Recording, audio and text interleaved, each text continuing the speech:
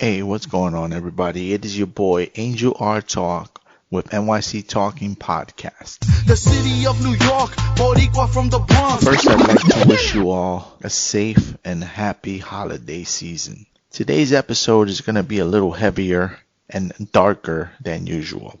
I have been trying to stay away from talking about the news and things that happen out there that are very unpleasant because there are already so many people talking about it and there's so much negativity that, I've just tried to bring stories and fun stuff and positivity to the world through this podcast. But you have to talk about some things sometimes. And today I want to talk about this school shooter. I don't understand why people go and just shoot up a school indiscriminately. Let's say you have a bully. Somebody who picks on you and tortures you and beats you up or whatever. I don't condone you going to school and shooting them, but that would at least make some sense. Okay, you've been torturing this kid, he lost his crap, and he shot you. As a victim of a lot of abuse when I was at school. I'm not saying it's justifiable, I'm saying I get it. Right or wrong, I get that you have a reason. But what reason does a kid have to shoot through doors in a school? To just go and randomly shoot people, random. I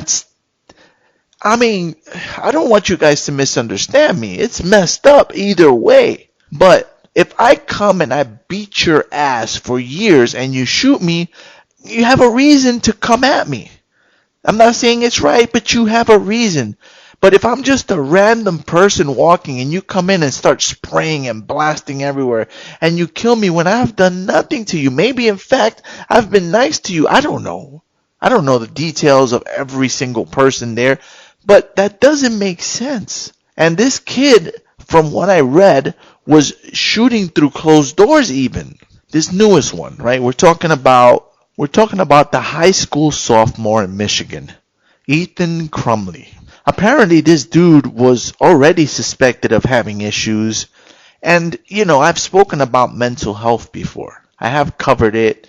And if we don't take it seriously and we don't address it, things like this can happen. I don't know what the solution was. I don't know how they could have prevented it. But maybe if someone did something, his parents, his school, someone, I don't know.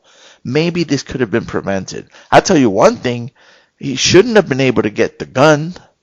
His father apparently bought a gun maybe 4 days before this happened. And this kid got a hold of it. It's not right. It's just not right. He's being tried as an adult. And I support that. Let him go deal with real prison for the rest of his life. I don't care. I don't have mercy for someone like this.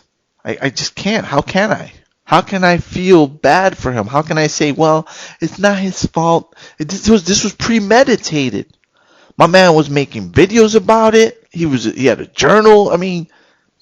No mercy. No mercy. Feed them to the wolves and let them do as they will. I can't even truly tell you my thoughts. I can't even say it because it's just not acceptable in polite society. But give him the harshest punishment that you can give him. And when it comes to killing people, you should never be able to get back out if you're taking lives. I don't care how young you are. This is a premeditated murder.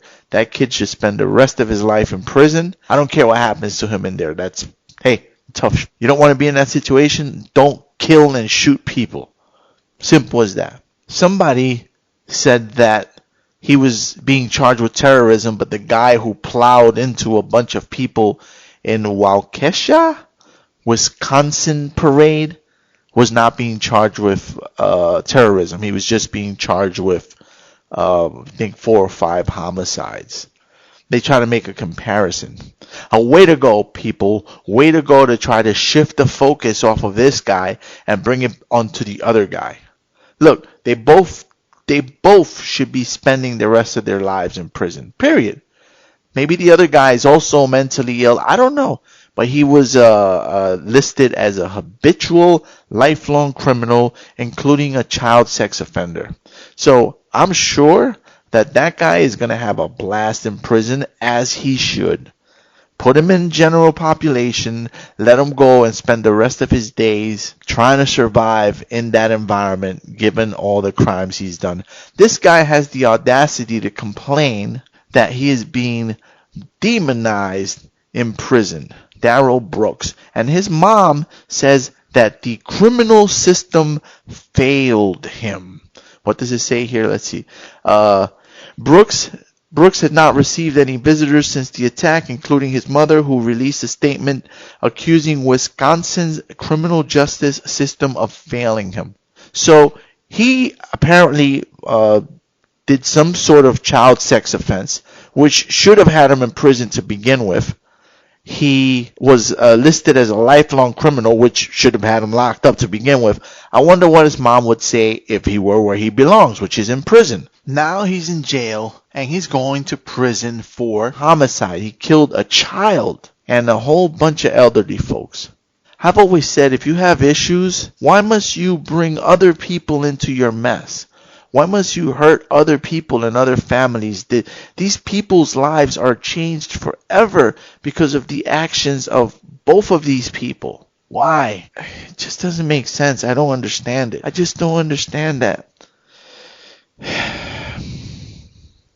Especially now, man. Now.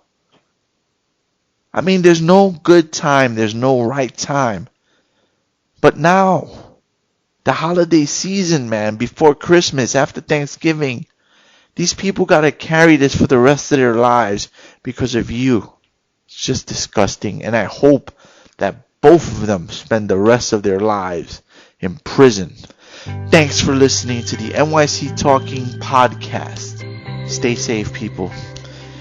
These are tough times, tough days. A lot of death, a lot of pain. I wish the families peace. That's all I got. You are listening to the NYC Talking podcast. www.nyctalking.com. Please like NYC Talking on Facebook. Please follow Angel R. Talk on Twitter and Instagram. We are NYC Talking, the realest lifestyle blog ever. Thanks for listening.